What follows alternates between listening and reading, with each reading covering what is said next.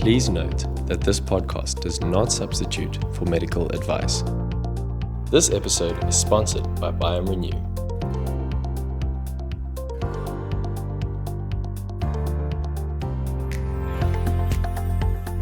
Hello and welcome to Microbiome Revolution. It's an exciting podcast to begin with. Really happy to have Dr. Ashley Naidu, orthopedic surgeon, with us, and Sashi Naidu, owner of Alucia Skin Aesthetics. Thank you for joining us on this podcast. We're really excited to talk around the microbiome. What is the microbiome? Why is it important? And what does it mean for us in our lives? And we know just from the conversations happening around the medical industry that this is a hot topic. So Ashley, we're very excited to have you on the podcast. I want to start just with a few questions before going into the microbiome, which is going to be a bit fun and lighthearted. So I'm going to go with this or that, and you're going to tell me which one. Okay, so Ash, Coke or Pepsi? Coke. Whiskey or wine? Always whiskey. Always whiskey, not both. I don't think they taste very good together. Sashi, pizza, burger? Ooh, both. McDonald's or Burger King? Burger King. Both. Both. Fantastic. That's awesome. Guys, listen, microbiome is such a big topic at the moment. And I'm so glad to have an expert on the panel with us to discuss this. I'm going to start with a few did you knows because I've been educating myself on the microbiome and it is fascinating. Mm-hmm. So, did you know, Ash, you probably knew this. Ash knows everything. He knows everything, doesn't he? He knows everything. He knows everything. I'm sure our listeners are about to find that out as well. But did you know your body is home to trillions of microbes? And if you were to weigh them all, they would collectively outweigh your brain. Fascinating. I thought that was fascinating. Yeah. Another one is your gut microbiome is like a bustling city. It's estimated that there are more than 100 trillion microorganisms in your gut alone, which is more than the number of stars in the Milky Way galaxy. Wow. And that in one person's gut, that is absolutely fascinating. But Ash, from an expert side, can you please just give us more insight into what the microbiome is? Why does it exist? And maybe some medical facts around the microbiome. Sure. So I'd like to start by saying that we need to define what the microbiome is, and it's a collection of organisms that live on topical surfaces in our body.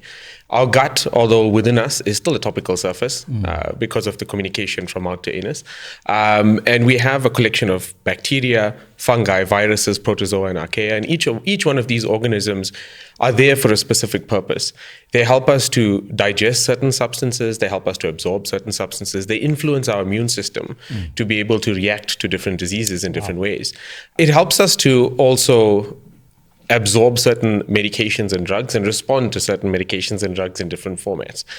We may actually find a lot more about the microbiome as we go down this road in the future. So we can't say that we know everything at the outset. Sure, that's interesting. And really thinking about that, learning more about the microbiome as we, I suppose, delve deeper into it. One of the questions I had was, how does the microbiome develop in early life? And what are some of the factors that can influence its composition? So that's an important topic. The first 1,000 days is something that most pediatricians and pediatric allergologists talk about. It starts well before the first 1,000 days of the child's life. It starts in pregnancy. The microbiome composition on the skin, the gut, and so forth of the mom, it's known now to influence the microbiome of the baby while in utero via the placenta. That's incredible. So it's not exactly a sterile environment. Secondly, the mode of delivery. If somebody has a cesarean section versus vaginal delivery, children are colonized by bacteria of the mom's skin during a cesarean section versus So you are saying the way you enter the world. You are programming your life for the future. Wow, that's interesting. Wow. And it goes beyond that. Even our choices in terms of feeding, breastfeeding versus formula feeding. If we go the breastfeeding route, a different subset of microbes colonize that child versus those that are formula fed. And this leads down the road of intolerances and sensitivities in your gut in the future to certain foods. It also influences things like obesity in future life, right, from that moment. And that first 1,000 days, we need to also consider things like antibiotic use. If we just flagrantly use antibiotics in that first 1,000 days, we may annihilate some portions of the microbiome that are meant to be there. Dietary influences with weaning, the choice of diets we choose to follow in the future.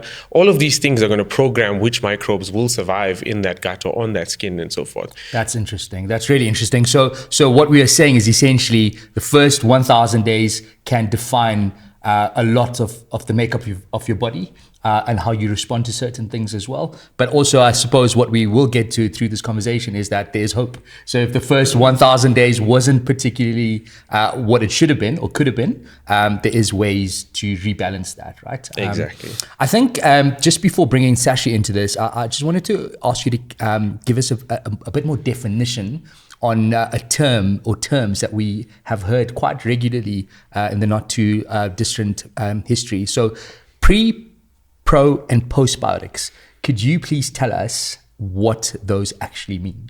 So it's a good question. So we all know that probiotics, and they exist quite largely in all parts of the world, and these are meant to be live microorganisms, mostly bacteria, that we are trying to ingest, or in some cases apply to certain areas of the body for that bacteria to take. Sure. Prebiotics are more either digestible or undigestible fibers that feed certain bacteria. So you must. What are think some of it examples more. of that, Ash? So on that side of things, you may look at substances like inulin. It's a pretty popular prebiotic in a lot of skin preparations, in some foods as well. Okay. And these substances get broken down by specific microbes inside you or on you to create small molecules that help with certain parts of your homeostasis of that organ. Sure. Postbiotics is actually the new kid on the block, and it's something that's gathering a lot of traction, largely because it's basically the effect that these good bacteria have on us. It's these small molecules that are produced by those bacteria acting on the prebiotics. To give you a rough example of such a thing, hyaluronic acid is an example of a postbiotic, and it's quite widely used for many things. I mean, as an orthopedic surgeon, we use it in joints. But what it does is it pulls a lot of moisture or fluid with it to help with hydration, and that's more or less its action. What are some of the common everyday foods or substances or anything that our listeners might be familiar with that contain some of these pro, and postbiotics? So that's a good question as well. Look, I mean, our diet itself. I mean, a banana is a very good example of a good prebiotic. Yeah. Certain leafy vegetables that we eat cannot be digested in our cecum and require certain bacteria to act on them. And if you're looking at everyday postbiotics that we're ingesting, there isn't many, but our food is not exactly sterile. There are large amounts of microbes that live on our foods in different areas of the world. We eat different microbes on a daily basis as well. So to answer your question, it's something that we are exposed to regularly, but it's about how to tailor exactly what exposure we need for us to maintain health. Sure. Amazing. Thanks, Ash. Sasha, just bringing you into the conversation as well, and with your experience around the usage of postbiotics, of course, owning an aesthetics brand as well. And so I'd love to know, what has been your experience with postbiotics? So let me start by saying, I think the microbiome has become like a really trending topic. Yeah. But my first experience with understanding this was about the gut microbiome. Everyone thinks gut health, and that was how my first experience with taking pre and probiotics. And I noticed such a significant change in energy levels, sleeping, bloating, just a multitude of things that changed. And then, because I had no idea, I think as 99.9% of people, that you could actually affect the microbiome of your skin. That was completely new. So when I discovered this, I was like, okay, let's give this a go. It's like a secret sauce, eh? Yeah, absolutely. So obviously, if you have an imbalance in your microbiome, it's going to lead to a lot of problems with your skin. So you're looking at things like acne, rosacea, inflammation, premature aging. So something I experienced personally myself was eczema, which is why I personally sought out the brand. And what I noticed when I am having a flare-up, because mine is stress-related. Sure. And something I didn't realize before is that there's actually a brain-gut, a brain-skin link, which is mind-blowing, that, you know, stress can actually cause this eczema breakout, but then you can actually use something that's going to assist you in shortening the periods of inflammation, assisting it heal, or actually even preventing it from come on to an extent. So I then had such a good experience myself utilizing the product that I then decided I needed to stock it in store in my clinic, and I'm now the biggest fan. That's amazing, because I think everything starts with a story, and there's nothing more impactful than your personal journey. And so with actually stocking a product or products that have postbiotics in them, what are some of the stories that have come out of that you might have heard from your clientele? So we use a number and recommend it for a number of different things. One of the great things that we've seen when we do treatments that actually cause irritation to the skin, so if we're doing peels, if we're doing microneedling or dermapen, you're actually causing injury to the skin. So we use, I was calling it emollient, what is it again? Ointment. The ointment. We use the ointment on the skin after that and recommend the clients to buy that. And the healing time is just so much quicker. There's more radiance to the skin. Clients are just loving it. So you're saying directly after having treatment, applying some of these treatments and ointments that have postbiotics. Can you explain why the ointment would speed up that recovery time? It's a preparation, the ointment. It's more the postbiotic in the mix that's acting well. There is a very high oil content to these ointments, and it works as an occlusive dressing or a barrier to try and keep in some of the good stuff that's coming out when you do these microneedlings and so forth. You know, when you do invasive things to the skin, you get products that are released, and some of those things are like your PRPs and so forth that help you to have a nice resurfacing of that area, and this is where the vampire facials and all those things came from. So much in the same way, using the ointment as an occlusive dressing tries to keep in the good things, but the postbiotics actually do help with healing and recovery of the inflammatory component that's happening there. So what have you noticed in terms of, because the time element's a massive thing, and I'm sure anyone that could speed up recovery in some way, shape or form would be super interested in that. Absolutely. What have you noticed in terms of how quickly the recovery So downtime, and we were actually speaking with someone, a girl called Chanel, and she was saying previously she would have 3 days where she would be red and very inflamed, and now it's down to 24 hours. Wow. So that is a big That's difference huge. where you're actually able to go out in public and look good again. But also in general, people with acne breakouts are noticing. And again, I'm just telling you the results I've had. Ashley will go into the why of the it medical. all. The why people are having just phenomenal results, especially with acne as well. And seeing those results. Aging is something that you will get afterwards. You'll notice, okay, the aging is there, but it prevents the premature aging. So obviously we're not getting feedback on that yet, but as you know, But time will... Yes, with the microbiome, if it's disturbed, it definitely causes the premature aging. That's amazing. So, of course, one of the sponsor for this episode is BiomeRenew, and we know that postbiotics is a key ingredient within that the range. Is this a range you've been using? Yes, it is. And any particular cream or ointment that you... So if I've done a treatment, I will always use the ointment. And we were actually chatting about this. There's a difference between the enriched cream and the moisturizer. So the moisturizer is far lighter. I generally enjoy that because I've got quite an oily skin already. So if you're someone who lives in Joburg and suffers with a dry skin or likes just a richer composition of cream, the enriched cream is good for you. And we were chatting about this. People have a misconception that if they use something that's rich, that it will cause an acne breakout. That is not true at all. It's a myth. That's good. I mean, one of the things we want to talk about is actually debunking some of the myths. This is a great intro into that, actually, Ash. So what are some of the misconceptions or myths about the microbiome that we could debunk? Look, I think the one straight off the bat is to think that all probiotics are equal. To start in that point, there's large amounts of product with probiotics in topical preparations as well as ingested, and we may not necessarily need those specific bacteria for the action we're trying to convey. And another one that comes up quite often is can you influence the microbiome permanently? The answer is no. it's an ever-changing thing. Every time we move to a new area, every time we change things like our exercise habits, our diet, the source of our foods, the people we live with, we share microbiomes with so it's our environment in us, environment. and that's exactly it. And to make a change on a fruitful basis to be able to effect health by using the microbiome, it has to be a household change. It has to be an environment change. It has to be a bigger picture change. So you're looking at essentially holistic change. Yes. It's not just one thing. Yes. You've got to look at a multitude. You can't just eat a capsule or apply a lotion and expect it to change you forever. It's not What that. if you take a capsule and use it? Touche. This is interesting because just from conversation, you are now based in Dubai. Yes. And so what have you noticed in regards to the way your skin has been in transition to a new place? And this is an interesting story. So my microbiome will be completely different here in South Africa because I've had a complete shift of location, so it would be completely different.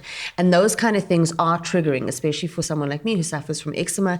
You're likely to get, when that process is happening, you get a flare-up of eczema. So it's almost like a stress or a trigger. And I had that, and noticing using the cream, so I got the flare-up, but then within a few days it was resolved. So yes, you could still get the flare-up, but then utilizing the product and the postbiotic cream, you notice a much shorter period and a reduced flare-up, if that makes sense. So that rebalancing was accelerated, Yes, if we could say that. That's exactly. fantastic. Ash, I suppose this is also a really good time to then bring in the conversation around unbalanced microbiome. And so what happens when the microbiome is unbalanced? Yeah, so that's actually a key thing. So the term that you'll see bouncing around quite often in medical paraphernalia, I guess, is the word dysbiosis, right? So it's a state whereby either the composition or the function of the microbiome is altered. And it can happen due to a disease state in that person, or it could be the first step towards a disease state. Okay. So just by defining a dysbiosis or finding a dysbiosis doesn't mean you've found something that diagnoses something, or you found something that you're going to treat. This is why we say it's a moving target, right? Right. But understanding which microorganisms are missing from the mix, or what functions are missing, or what products that we need are missing, that's where we hope to effect change in this market. Getting back to that, to lead on to that question, the diseases that come with dysbiosis, I mean, Shashi's mentioned some of it. A large component of dysbiosis is tailoring towards inflammation. Wow. And we all drive cars with early warning systems these days, right? So it's one thing to look at medicine the way you met a crash and you have a great person that can go and look at the crash scene. But if you had something that could alert you to something going off much earlier, it could save a life. You know, it's the same thing here. So this microbiome itself senses changes in the environment, senses changes in our diet, senses changes when we take on certain medications, when we're ill, etc. And it relays this information to your immune system. And that's where the inflammation comes from. There's certain pathways that sit in there that's central to cancer, central to infection, central to inflammatory disorders, central to atopic disorders. You know, if you're looking at things like eczema, food allergies, insensitivities, if you're looking at psoriasis, if you're looking at some forms of arthritis, it can all link back in some way to this. Wow. And there's even links now to the brain. Like, I mean, you were bringing that up as well. The microbiome is being looked at in many ways now to link to diseases like Parkinson's and autism. And again, now these are things that may affect you much later in the future or early in life, you know, but if we are able to start effecting change globally on the microbiome in the body for health, then you can mitigate some of these diseases in the long term. Incredible. So I'm going to try and summarize that in terms of an understanding. What we are essentially saying is an unbalanced microbiome, there will be warning signs that the body's indicating to you that it's not balanced, and there's things that we need to look at, and there could be other illnesses that form out of that, I suppose is the best way to put it in a non-medical way. But that's phenomenal. I came into this conversation trying to learn as much as I could, and even in this short space of time, I feel like my mind's like blown with the microbiome. And so I suppose leading on to another conversation around this is, once we understand a little bit more about the microbiome, what could we do to care for the microbiome? That's a good thing. You know, I like to, you know, I heard this, let me put it this way. I heard this in a way from somebody else's talk on microbiomes, and it was, what do you do in the morning? You get up in the morning, you wash your face, you have a shower, you brush your teeth, you do all of these things, you know. You put on certain things, and then you go out into the day. But have you ever once decided to flip over your toothpaste, to flip around your lotions, your shower gel? Look at the amount of chemicals that you've just put onto yourself. Each one of these chemicals have a role to play in terms of what's happening on that microbiome. You might actually be influencing it in a bad way.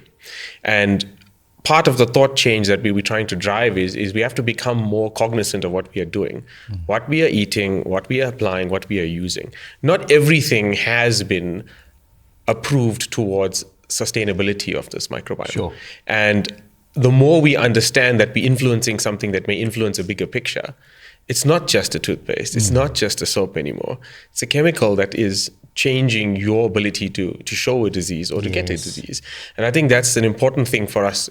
In South Africa, we don't have a regulatory body looking at the microbiome in terms of regulating our products. And this is exactly why this road was started. That is incredible. That is absolutely incredible. Sashi, just thinking around some of the topics that you mentioned in terms of how it's influenced your life and even those around clientele, it sounds like you've become a huge advocate for the microbiome, conversations around it. What are some of the things you might have mentioned to friends in conversation around the microbiome and what you've experienced besides some of the stuff you mentioned already? But are there any interesting conversations that have happened with friends where they've just gone, wow? The fact that all of my friends are currently using Biomoney, because it is actually the only product available on the market with postbiotics in it and postbiotic enriched. Just, I think my experience and just generally, like, my skin health has never been, I'm 42 and my skin has never looked so great. So I think that in itself, it's a story. It's a testament. And I have friends suffering with different things, and it's the same. I would recommend the same thing, whether it be acne, whether it be premature aging, whether it be psoriasis, eczema. It's a kind of a one-stop shop because microbiome is affected by so many things. And I feel like people try and treat it very aggressively, but that can actually affect your microbiome if you're too aggressive with cleaning. Like, they're having acne breakouts, so they'll strip the skin, wash, and use these crazy toners, but you're actually causing more harm than you are doing good. So you need to bring it back to the basics and start with this. That's amazing to think in order just to think about the damage we're actually doing in trying to repair something. So we have the mindset, we need to do X, Y, and Z. But if we're not aware of what exactly we are putting onto our skin, you mentioned the amount of chemicals that are in many products. And it's one thing to do that, but it's another thing to counteract that by rebalancing. And I suppose making sure that we are healing correctly and treating the skin correctly as well as one element of looking at the microbiome.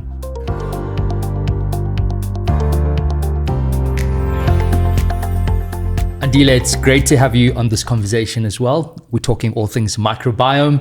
I'm particularly interested in finding out your personal experience with using products that have postbiotics in them. What has it been like for you? As well as maybe your extended family? My experience personally is usually when I go to Sashi's clinic for my peels or my Dermapen, I usually get flare-ups. Like my skin would be dry and reddish and quite irritated. But I started using the ointment. And in about a day or two, then those flare-ups will be gone. Wow. That is incredible. So actually this brings into what we talked about a bit earlier with the recovery time actually being sped up by using the ointment. The ointment, it works for me quite a lot. And I use the ointment on my daughter as well. She struggles with very dry skin. It's trustworthy when a mum is bringing it to the child. Absolutely. She really struggles with super dry skin and it's worked beautifully on her. How old is your daughter? She's 8. Wow. Okay, so what have you noticed in your daughter in terms of using the product and a shift or change? Definitely shift. Less dry, less flaky. Her skin looks more healthier, and it's not longer as ashy as it used to look. Wow. And even when, sometimes my daughter would just take a bath and instantly she's dry. But now it doesn't occur as much and as often as before. That's incredible. So there's some stability there. And it's amazing how quickly you've noticed a shift and a change. And I'm assuming, that's after a period of time of using other products and different products. Absolutely, yes. And then in a very short space of time, noticing a significant difference. A major change. And also just the way the look and feel of the skin itself. looking at that. That's incredible. So actually, we were also just talking around some of our diet and how that can influence our microbiome, and just taking us through once again your understanding of pre, pro, and postbiotics. What can you tell us that you've picked up with food as well? So in general, when we discuss microbiome, it's not just skin microbiome, there's gut microbiome, there's oral microbiome, vaginal microbiome. So we have these, things at play all the time, and you want the good to be better than the bad. Yeah. And the one thing that the bad bacteria thrive on, if I can phrase it in a way that everyone can understand, is sugar. Okay, It is one wow. of the absolute worst things that you can do. So an excess of sugar will make the bad guys go, woohoo, So it's a bad party microbiome in loves Yeah. sugar. so that they're can after really sugar. throw off your microbiome. So it's one of the things I would avoid. So you can't just use and as great as this product is, it really, really is good, but you want to look at other things in which, so what you eat, the way you take care of yourself, these are all factor. Like It's a a lifestyle thing. It is a lifestyle, thing and we hear this word used quite regularly with holistic treatment, holistic well-being, but essentially that's what it is. It's Yes. like, I'm not just going to find a product solution. I need to look at the balance of my life. Absolutely. What am I What taking in? What you're actually eating. Because when you're looking at pre and postbiotics, so your probiotics is actually the bacteria that live in your system. Yes. The prebiotics is what they're going to feed on, how will they actually survive. And then the postbiotics are what the actual byproducts are of those good bacteria that you want in your system. So now we're basically adding that to the skin already there. That's if that makes amazing. sense. Yeah, that absolutely makes sense. Andila, I suppose even just thinking about yourself as a mum and using some of the products and so on your children. Children? Child. On your child. For now. What would you say to other parents, other mums, other dads, that might be considering changes or products for their kids? One, I'm just going to take from what Dr. Ashley touched on. I wasn't aware that from birth, your skin is already influenced by what your parents have and so forth, while the parent is pregnant before birth, Wow, yeah. So your daughter or your son or your kids are born with a certain microbiome. Yeah. So the sooner parents start treating their kids, the better. Wow. So change is possible. Absolutely. If we haven't done certain things correctly with our diet, maybe other ointments, creams, products that we're using on our skin, there is change possible. And it's how quickly we do that and what we do I feel about like the that. sooner we introduce that lifestyle to our children, the better, and we can prevent all sorts of diseases. That's phenomenal. That's phenomenal. Is there anything else either of you would want to add to people listening out there that you might become aware of, or something that's really struck you around the use of postbiotics? I had no idea before entering this conversation the link between microbiome health as a precursor, if you have bad microbiome health, for example, to other diseases. It really, really does affect your immunity. So if we think of your skin being a barrier, it really almost is with the microbiome, like this constant battle going on. So if you think about having this good microbiome health in order to have an immune system to be able to fight off potential disease, but even things linked to Parkinson's. So it really is a topic that's kind of super extensive, and I don't understand it fully yet. Yes. But what we're finding out, and the more I'm finding out the link between microbiome health and immunity and preventing diseases, it's I must say, I'm also quite blown away. Yes, and it's something you should be paying attention to. Yeah. Absolutely. And I think that's such a great place to land this conversation is that there's so much we could go into. It's such a wide conversation, and that we are hoping to bring in different topics, different findings, both scientific and through experience as well, so that we can learn more about the microbiome, Absolutely. how it influences our lives, and what we can do to change it in a positive way, and have a balanced, holistic approach to how we live our lives. Yeah.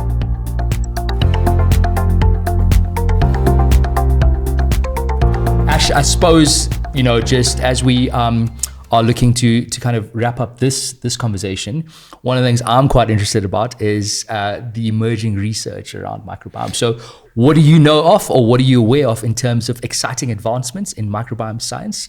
So the first thing I'm going to tell you is you're quite right about the increasing interest. Just a little stat to give you there. Yes. If you go back 10 years on PubMed, quite a popular medical searching tool, 844% year-on-year increase in people trying to publish something in microbiome science. Wow. So that just tells you how much of interest there is.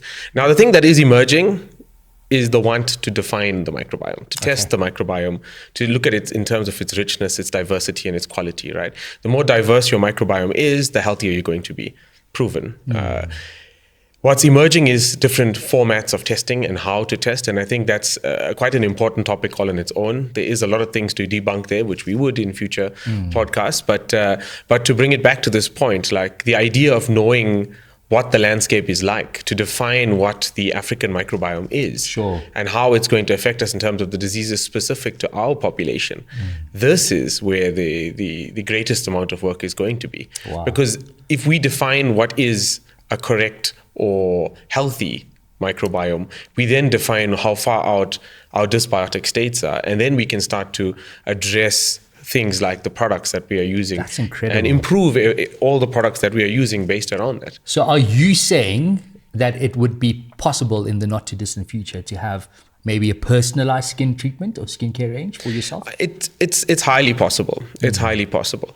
With the skin as a touch point, there's much fewer microorganisms that live on the skin versus the gut. So it is, for lack of a better word, the lower hanging fruit there, Yes. versus trying to define the gut. With a lower bacterial biomass, you'll be able to subcategorize into specific disease types and specific skin types and marry the both together. So it's not that far off. There's a lot of work being done in lot of parts of the world that actually led us down this road to start to shape our brand. That's fantastic. So as the podcast is called The Microbiome Revolution, this really is a revolution in regards to the way we are considering the effects on our body from our environment, from what we are actually exposing ourselves to, putting onto our skin, for example, using the skin as an example, but all these different things ingesting as well, that is actually affecting and having a ripple effect in multiple areas of our life. So I'm excited to go into more conversations around this as we have plenty more discussions around this table and talk more things around the microbiome. Thank you, Ash. Thank you, Sashi. It was fantastic to have a chat with you guys and to listen to your experiences as well. Hope you guys enjoyed getting more information on the microbiome and, like me, had your minds blown as well. Thank you very much. Please note that this podcast does not substitute for medical advice.